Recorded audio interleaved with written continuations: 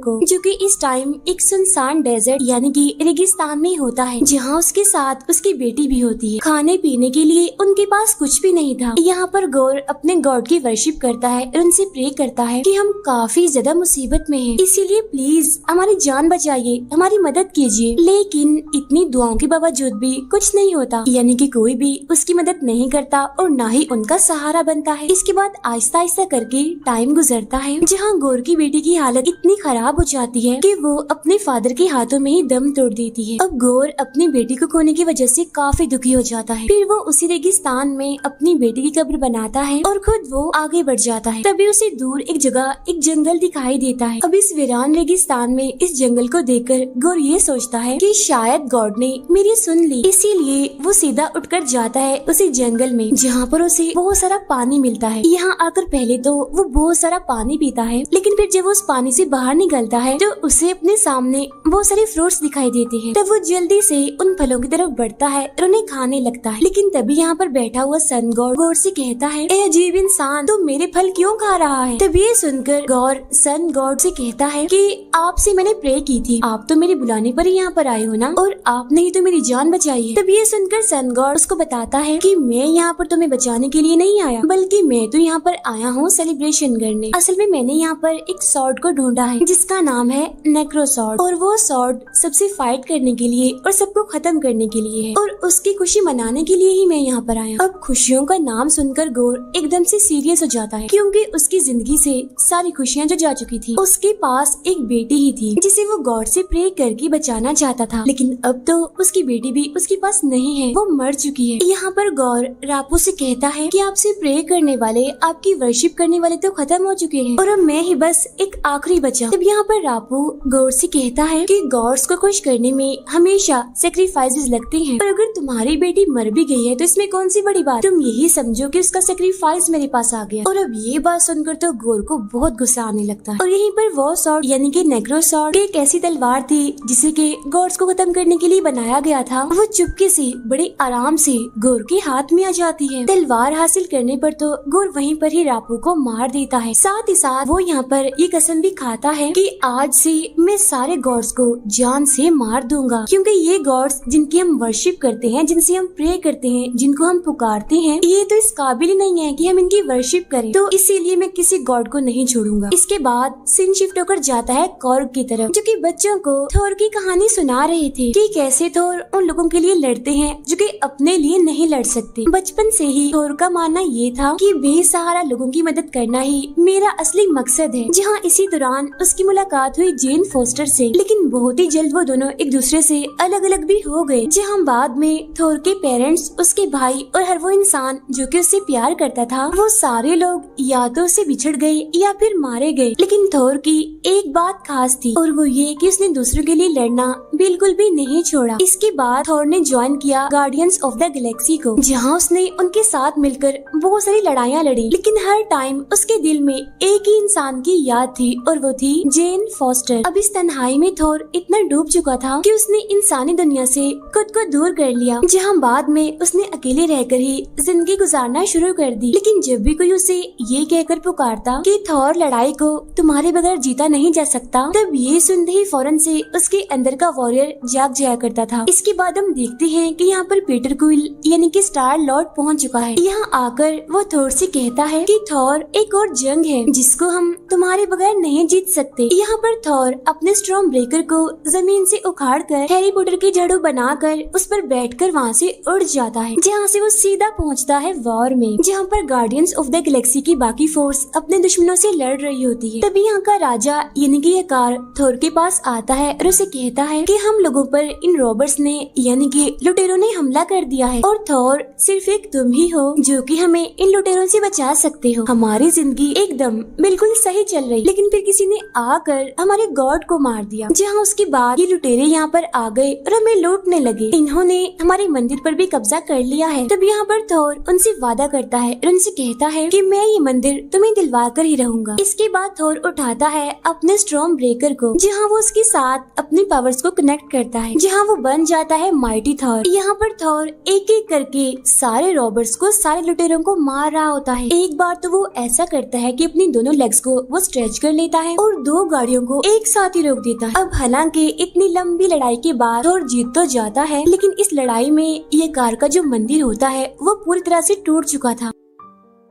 इसके बाद scene shift होकर जाता है फीमेल माइटी थॉर पर, यानी कि जेन फॉस्टर पर, जो कि इस कहानी की फीमेल मेन कैरेक्टर भी है। लेकिन यहाँ पर उसे 4th स्टेज कैंसर भी होता है। यहीं पर डार्सी भी बैठी होती है, जो कि जेन से पूछती है कि वो कैसा है जिसे तुम प्यार करती थी। लेकिन जेन उसकी बातों को इग्नोर करती है और उस पर ज्यादा ध्यान नहीं देती, क्योंकि इस टाइम जेन और थॉर का रिलेशनशिप नहीं था। और इन 8 सालों में जेन एक प्रोफेसर बन चुकी थी, जहाँ वो साइंस की बड़ी बड़ी थ्योरीज देती थी और लेक्चर भी दिया करती थी। इसी दौरान एक दिन उसका ध्यान जाता है वाइकिंग्स की एक किताब पर, जिसके अंदर थोर के हथियार यानी कि म्योनिर के बारे में लिखा हुआ था। साथ ही साथ इसमें शामिल थी स्ट्रेंथ और गुड हेल्थ। फिर यहाँ पर हम वेलगेरी को भी देख पाते हैं, जो कि इंसानों के साथ अपने बसाए हुए न्यू एसगार्ड में रह रही थी। साथ ही साथ इंसानों के साथ उसका काफी अच्छा ताल्लुक भी बन चुका था और आए दिन इन्हें फंडिंग भी मिला करती थी। अब यहाँ न्यू एसगार्ड में थॉर, ओडिन और लोकी का एक शो चल रहा होता है, जहाँ पर ये लोग अपनी अपनी परफॉर्मेंस दे रहे थे। यहीं पर कांच की बाउल में थोर का वो पुराना हथियार यानी कि म्योनिर भी पड़ा हुआ था, लेकिन टूटा हुआ, यानी कि उसके टूटे हुए टुकड़े वहाँ पर पड़े हुए। लेकिन जैसे जेन वहाँ पर आती है वो सारे टुकड़े हिलने लगते हैं। ऐसा लग रहा था कि जैसे उनमें जान आ गई हो। उधर ये कार थोर को 2 बकरे गिफ्ट देता है, क्योंकि थोर ने उनकी जान बचाई थी, तो बदले में कुछ तो देना बनता ही था। इसके बाद ये सारे अपनी शिप में आ जाते हैं। लेकिन पीटर जब अपने एडवांस कम्युनिकेशन को चेक करता है तो उन्हें पता चलता है कि बहुत सारी कंट्रीज को मदद की जरूरत है और हर कोई उन्हें यही मैसेज कर रहा है कि हमें मदद की जरूरत है। साथ ही साथ वो ये भी कह रहे थे कि हमारे गॉड्स को मार दिया गया है। तभी इस बीच थोर की नजर सिफ पर पड़ती है, जो कि असल में थोर की बेस्ट फ्रेंड थी। अब ये देखकर थोर अपने बाकी साथियों से कहता है कि हमें सिफ और उसकी कंट्री के लोगों को बचाना होगा। तब ये सुनकर पीटर क्विल थोर से कहता है कि और भी तो लोग हैं, और भी तो कंट्रीज हैं जिन्हें हमारी मदद की जरूरत है, तो क्यों न हम अलग अलग जाकर उनकी मदद करें। तब उसकी ये बात सुनकर थोर मान जाता है। इसके बाद थोर स्टॉर्म ब्रेकर और अपने बेस्ट फ्रेंड कॉर को लेकर सीधा पहुंचता है सिफ के पास, जहां पहुंचकर वो देखते हैं कि फेलिकेरियन के गॉड फेलिका को किसी ने मार दिया है। यहाँ पर थोर को सिफ भी मिल जाती है, अपनी हालत में एक जगह पर पड़ी हुई थी और उसका एक हाथ कटा होता है। यहाँ पर सिफ थोर को बताती है कि जिसने हमारा ये हाल किया, जिसने हमें मारा, उसका अगला टारगेट न्यू एसगार्ड है और वो हमारा दुश्मन अब वहीं पर ही जा रहा है। जहाँ इसके फौरन बाद एंट्री होती है इस मूवी के विलन की, यानी कि गौर की, जो कि पहुंच चुका होता है न्यू एसगार्ड में। अब यहाँ पर गौर के पास जो नेक्रोसॉर्ड होती है वो उसकी मदद से काले साई से अलग अलग मॉन्स्टर्स बना देता है, जहाँ ये सारे मॉन्स्टर्स पूरे शहर को तबाह करने लगते हैं। लेकिन तभी यहाँ पर आ जाती है वेलकेरी, जो कि उड़ते हुए घोड़े पर आती है और उन सभी मॉन्स्टर्स को मारने लगती है। लेकिन इसी बीच एंट्री होती है थॉर की और वो भी यहाँ पर आकर उन सभी को रोकने लगता है। अब इन सारे मॉन्स्टर्स की तादाद एक एक करके बढ़ती ही जा रही थी। लेकिन तभी यहाँ पर थोर की नजर अपने पुराने हथियार यानी कि म्योनिर पर पड़ती है। साथ ही साथ उसे यहाँ पर ये फील होने लगता है कि यहाँ पर उसके अलावा एक और बहादुर वॉरियर है, जो कि बिल्कुल इसी की तरह स्ट्रॉन्ग है, पावरफुल है। तब यहाँ पर वेलकेरी थोर से कहती है कि मुझे यकीन है कि वो बहादुर वॉरियर तुम्हें पसंद जरूर आएगा। और तब यहाँ पर शानदार एंट्री होती है फीमेल माइटी थोर की, यानी कि जेन फॉस्टर की, जो कि अपने फुल माइटी थोर वाले लुक में आई होती है। यहाँ पर तब उसे इम्प्रेस करने के लिए थोर भी अपना माइटी थोर वाला लुक लेकर आता है। यहाँ ये दोनों ही आपस में एक दूसरे को देखकर काफी खुश थे। लेकिन यहाँ पर सबसे पहले जो इनका काम था वो था दुश्मनों को हराना, इसीलिए वो दुश्मनों से लड़ने लगते हैं। इसी लड़ाई के दौरान हम थोर के एक फ्लैशबैक को भी देखते हैं, जहाँ ये दोनों यानी कि थोर और जेन एक दूसरे के साथ काफी हंसी खुशी रहती थी। लेकिन जब एवेंजर्स की तरफ से निक फ्यूरी की कॉल आई थोर को ले जाने के लिए और साइंस की तरफ से कॉल आई जेन को ले जाने के लिए, तो तभी इन दोनों ने आपस में एक दूसरे के रिश्ते को खत्म कर दिया। इनकी बिजी रूटीन ने इन्हें एक दूसरे से काफी दूर कर दिया। और फिर एक टाइम ऐसा आया जहाँ पर इनका रिलेशनशिप भी खत्म हो गया। प्रेजेंट टाइम में गौर अपने काले साई की मदद से न्यू एसगार्ड के बच्चों को अपने साथ ले जाता है। अब इससे पहले कि थोर उसका सामना करता, गौर पहले ही वहाँ से जा चुका था।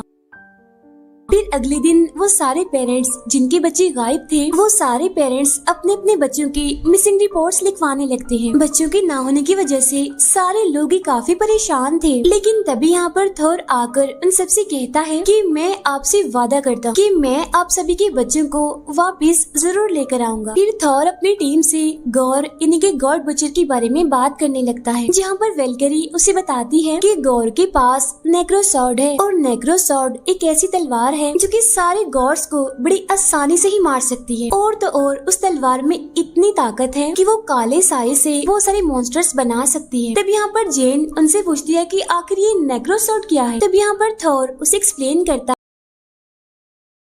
ऐसी तलवार है जो कि टाइम के साथ साथ अपना ऑनर बदलती आई है, और ये तलवार जिसके हाथ में भी होती है ये पूरी तरह से उस इंसान को करप्ट बना देती है। इतनी ही देर में हेमडाल के बेटे यानी कि एस्ट्रेड की होलोग्राफिक इमेज यहाँ पर आती है, जो कि इनसे कहता है कि जिन बच्चों को गौर अपने साथ ले गया है मैं भी उन बच्चों में शामिल हूँ। तब यहाँ पर थोर एस्ट्रेड से पूछता है कि आखिर तुम सारे बच्चे इस टाइम कहाँ पर हो। तब ये सुनकर एस्ट्रेड बताता है कि मुझे अपनी पावर्स एक तरह से इस्तेमाल करनी नहीं आती। तब यहाँ पर थोर उससे आंखों की पावर्स पर फोकस करने के लिए कहता है। तब इसी पावर की मदद से थोर वहाँ पर पहुँच जाता है जहाँ पर बच्चे हैं। यहाँ पर बच्चे थोर को देखकर काफी खुश होते हैं और उससे कहते हैं कि प्लीज हमारी मदद करें, हमें यहाँ से बचा लें, हमें वापस अपने पेरेंट्स के पास जाना है। तब थोर उन सभी से कहते हैं मैं सचमुच में यहाँ पर आपके पास नहीं हूँ और मेरा तो सिर्फ माइंड ही यहाँ पर है, और वो माइंड है अनकॉन्शियस माइंड। लेकिन हाँ फिक्र मत करो, मैं अपनी टीम के साथ अब सबको बचाने जरूर आऊंगा। फिर कॉन्शियस माइंड में वापस आने के बाद थोर अपने साथियों को बताता है कि गौर ने उन सभी बच्चों को स्पेस के उस वाले हिस्से में रखा हुआ है जहाँ पर रोशनी का तो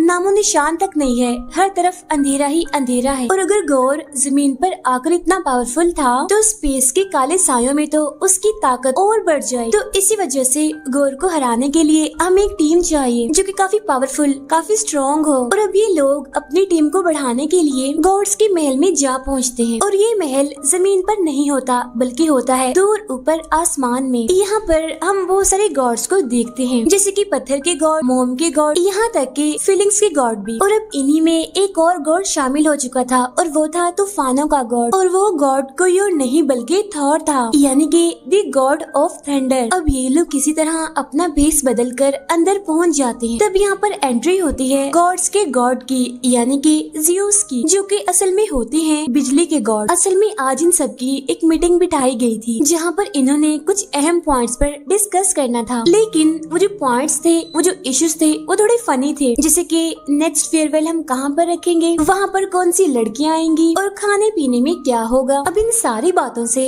थोर को गुस्सा आने लगता है, इसीलिए वो खुद बीच में आ जाता है असली बात करने के लिए, जहाँ वो ज़्यूस से कहता है कि ज़्यूस बिजली के गॉड, मैं असल में यहाँ पर आया हूँ आपसे मदद मांगने के लिए, क्योंकि यूनिवर्स के सारे गॉड्स को मारा जा रहा है एक एक करके, और उसके पीछे हाथ है बुचर गॉड यानी कि गौर का, और वो ऐसा इसीलिए कर पा रहा है क्योंकि उसके हाथ में है नेक्रोसॉर्ड, और वो जमीन के न्यूएस्ट गार्ड से बहुत सारे बच्चों को अपने साथ ले गया है स्पेस के अंधेरों में, जहाँ पर उसने उन बच्चों को प्रिजनर बनाकर रखा हुआ है। तो मैं उन बच्चों को बचाना चाहता हूँ, तो इसीलिए मुझे आपकी मदद चाहिए। तो यहाँ पर हमने करना ये है कि जितने भी यहाँ पर गॉड्स हैं हमने उन सबकी एक टीम बनानी है, जहाँ बाद में हमने गॉड से लड़ना है और गॉड बुचर यानी कि गौर को मार देना है। तब थोर की ये बात ज़्यूस को बिल्कुल भी पसंद नहीं आती और उसे गुस्सा आ जाता है। तब खुद को दिखाने के लिए थोर यहाँ पर अपने कपड़े उतार देता है। तब ये देखकर ज़्यूस को यहाँ पर ये पता चल जाता है कि ये तो थोर है जो कि आया है असल में एसगार्ड से। यहाँ ज़्यूस थोर से कहता है कि एसगार्ड की प्रॉब्लम्स एसगार्ड वाले ही जाने, तो इसीलिए इस सारे सिलसिले में मैं तुम्हारी कोई भी मदद नहीं कर सकता थोर। तभी दूर बैठी वेलकैरी और जेन फॉस्टर ये सोचने लगती हैं कि ज़्यूस के हाथ में जो थंडर बोल्ट है, अगर हमें वो मिल जाए तो हम बड़ी बहादुरी से गौर का सामना कर सकते हैं। तो इसी वजह से थंडर बोल्ट को हासिल करने के लिए इन सभी की फाइट यहाँ पर गॉड से हो जाती है, और यकीन मानिए ये फाइट इतनी कमाल की है कि मजा आ जाए, क्योंकि थॉर और उसकी टीम मिलकर सारे गॉड से लड़ रहे होते हैं। लेकिन तभी यहाँ पर ज़्यूस अपने थंडर बोल्ट से थॉर पर हमला करता है, लेकिन थॉर भी तो किसी से कम नहीं, आखिर वो भी तो गॉड ऑफ थंडर है, इसीलिए वो उस थंडर बोल्ट को पकड़ता है और उल्टा ही हमला ज़्यूस पर कर देता है, जिसकी वजह से ज़्यूस यहीं पर ही जख्मी हो जाता है। लेकिन इस फाइट में कॉर्ग की पूरी बॉडी भी डिस्ट्रॉय हो चुकी थी। लेकिन ये लोग बिल्कुल ठीक टाइम पर बकरों की मदद से वहाँ से निकल जाते हैं। इसके बाद ये सारे लोग पूरी तरह से तैयार थे गौर के पास जाकर उसे लड़ने के लिए, लेकिन एक मुसीबत, वहाँ तक जाने का रास्ता काफी लंबा था और तो और उन रास्तों पर काफी अंधेरा भी था। तो तब यहाँ पर उन अंधेरे रास्तों पर रोशनी डालने का काम कर रहा था स्टॉर्म ब्रेकर। यहाँ पर थोर और जेन एक दूसरे के साथ काफी अच्छा टाइम गुजारते हैं। अब क्योंकि दोनों एक दूसरे से 8 साल से दूर थे और इनका रिलेशन भी नहीं था, इसी वजह से वो अपनी अपनी गलतियों पर एक दूसरे से माफी मांगते हैं। यहाँ पर जेन ये भी बताना चाहती है कि मुझे 4th स्टेज कैंसर है, लेकिन वो ये बात थोर को नहीं बता पाती। उसके मुंह से ये बात निकलते निकलते रह जाती है और अब इनका ये शिप पहुँच जाता है गौर के प्लेनेट पर, जहाँ पर सिर्फ और सिर्फ अंधेरा था और ये अंधेरा इतना पावरफुल था कि वो सारी रोशनी को ही खत्म कर देता है। और अब यहाँ पर थोड़ी देर के लिए हमें मूवी ब्लैक एंड व्हाइट दिखाई देती है। यहाँ पहुँचने के बावजूद भी इन्हें बच्चे कहीं पर भी दिखाई नहीं दे रहे थे, लेकिन तभी यहाँ पर जेन की नजर एक बच्चे की ड्राइंग पर जाती है और ये ड्राइंग होती है इटर्निटी की। और वहाँ तक पहुँचने के लिए एक दरवाजा खोलने की जरूरत थी और वो दरवाजा खुल सकता था सिर्फ और सिर्फ स्टॉर्म ब्रेकर से ही। और तब यहाँ पर जाकर जेन की बात समझ पाती है कि असल में ये सारी की सारी गौर की प्लानिंग थी ताकि थोर यहाँ पर आ सके और उसके साथ उसका स्टॉर्म ब्रेकर भी यहाँ पर लाजमी आए, ताकि वो स्टॉर्म ब्रेकर की मदद से इटर्निटी के दरवाजे को खोल दे। तब ये जानने के बाद जेन स्टॉर्म ब्रेकर को काफी दूर फेंक देती है और तब यहाँ पर एंट्री होती है मूवी के विलन की, यानी कि गौर की, दी गॉड बुचर की, जो कि अपने काले सायों की मदद से इन तीनों को ही प्रिजनर बना लेता है। जहाँ बाद में वो थोर के पास आकर उससे पूछता है कि जल्दी बताओ तुम्हारा स्टॉर्म ब्रेकर कहाँ पर है, मुझे वो चाहिए, मुझे उसकी जरूरत है। यहाँ पर गौर अपनी पावर्स की मदद से थोर का हाथ खोलने की काफी कोशिश करता है, लेकिन थोर भी अपनी पूरी पावर लगाकर अपनी मुट्ठी को बंद ही रखता है। अब यहाँ पर गौर ये बात जानता था कि थोर अपने लिए नहीं हमेशा ही दूसरों के लिए लड़ता है, इसीलिए अब वो अपना शिकार बनाता है जेन को और वेलकेरी को। वो उन दोनों को जान से मारने की कोशिश करता है, जिसकी वजह से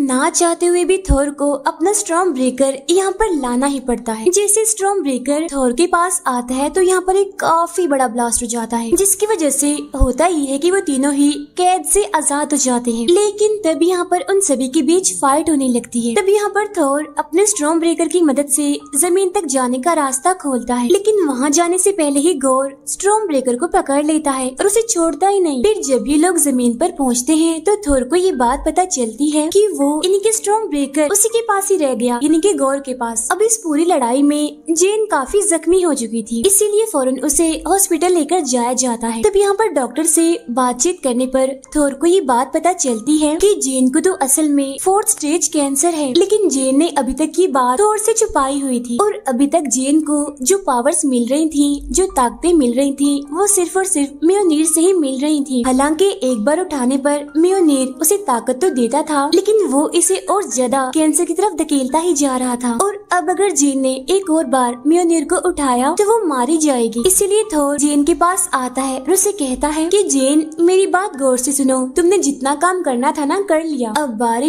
टर्न मेरा है, मैं खुद जाऊंगा और गौर को मार दूंगा और अब तुम मुझसे वादा करो कि तुम दोबारा म्योनीर को नहीं उठाओगे। फिर इसके बाद सीन शिफ्ट होकर जाता है गौर पर, जिसके एक हाथ में तो होती है नेक्रोसॉर्ड और उसके दूसरे हाथ में होता है थोर का स्टॉर्म ब्रेकर, जिसकी मदद से वो इटर्निटी के महल के पास पहुंच जाता है। फिर स्टॉर्म ब्रेकर की मदद से उसका दरवाजा खोलने की कोशिश करता है, लेकिन इतने में यहाँ पर पहुंच जाता है थोर, जिसके पास अब ज़्यूस का थंडरबोल्ट था। और अब यहाँ पर हम इन दोनों के बीच एक शानदार फाइट को देख पाते और ये फाइट सच में काबिले तारीफ है, क्योंकि दोनों ग्रेट वॉरियर्स के पास ग्रेट वेपन्स थे। लेकिन यहाँ पर गौर नेक्रोसॉर्ड का यूज करके काले साए बना देता है। बाद में इन काले सायों से बने मॉन्स्टर्स, जो कि तादाद में काफी ज्यादा थे।